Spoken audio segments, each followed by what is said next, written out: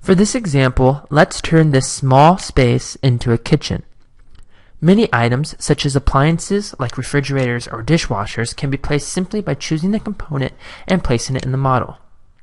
Let's open the Component tool in the Home tab and place a dishwasher using the first floor plan view. Now let's find an appropriate refrigerator and place that in the model.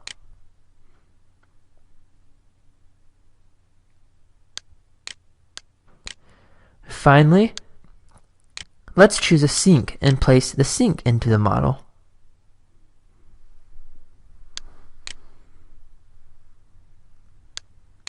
Now we will switch to a 3D view, and it is easy to see that we have a good start to our kitchen.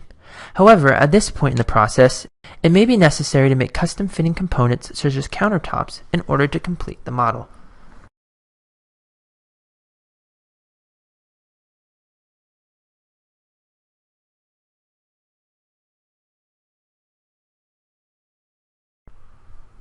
To make custom components, open the Model in Place tool. Now, let's search for a family category that fits the component we are going to make. We can select Show Categories from all disciplines for more options. Since we are making a counter, let's choose Furniture Systems. Now we will name the new component. Let's call it Kitchen Counter. Now in this mode, notice that we are unable to select any other components that are in the model. We are now ready to create forms for our Model in Place component.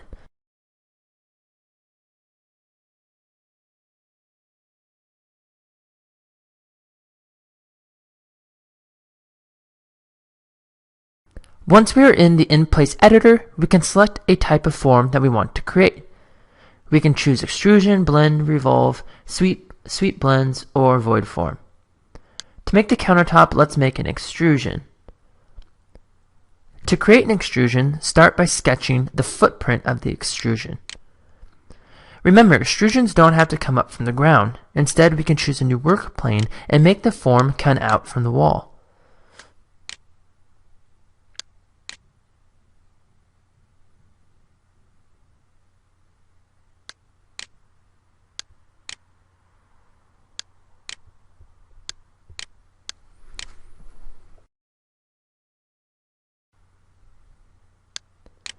Using the same form, we can make two unconnected extrusions that follow the same properties, like this one around the sink.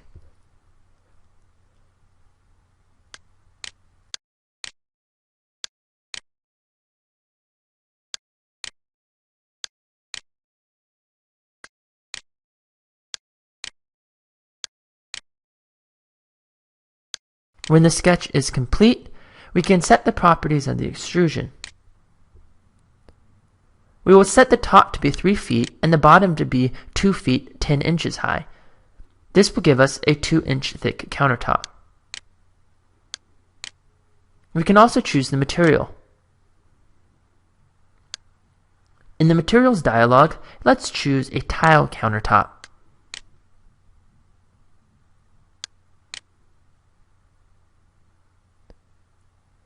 When we are finished, we can select the green check mark to complete the form. And in a 3D view, we can more clearly see the form that we have just made. If we are happy with the Model in Place component, we can select Finish Model in order to exit the In Place editor. We are now able to select other components again.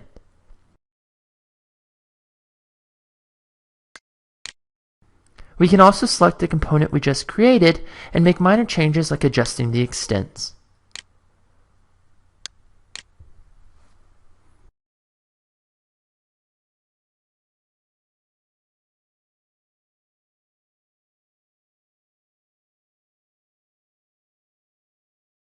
To make major edits to a Model in Place component, select it and choose Edit in Place, which will take us back to the Edit in Place mode. Once we are in this mode, we can select the extrusion form and edit that.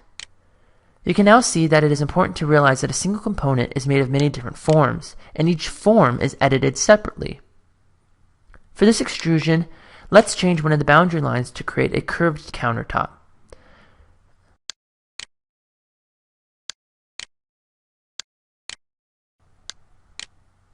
When finished, select the check mark to complete the form. And we can switch to a 3D view to see this change. Since we are still in the in-place editor, we can also add new forms to the component. Let's start by adding a base to the sink's countertop. Sketch the footprint.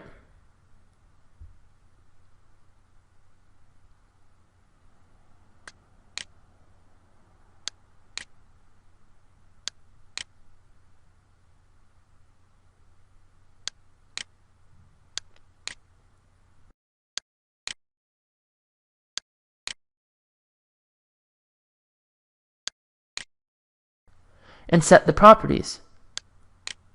This time, we'll want the base to go from the ground to the bottom of the countertop. Let's also change the material and pick a wood finish for the base.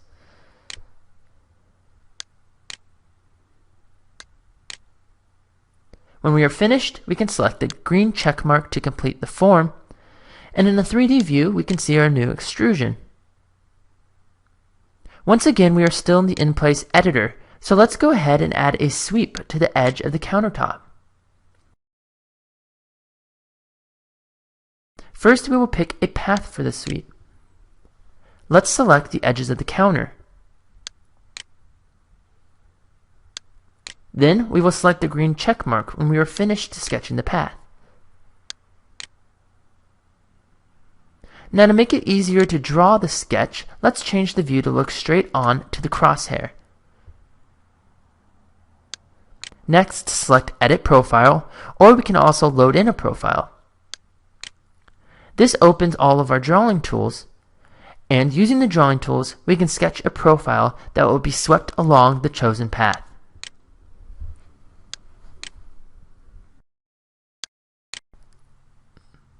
After making a closed loop sketch, we can change the sweep properties, such as giving it a material, and when finished, select the green check mark. Since we have now selected a path and drawn the sweep profile, we can select the next green check mark to complete the sweep. Now let's change our perspective to more clearly see the sweep we have just created.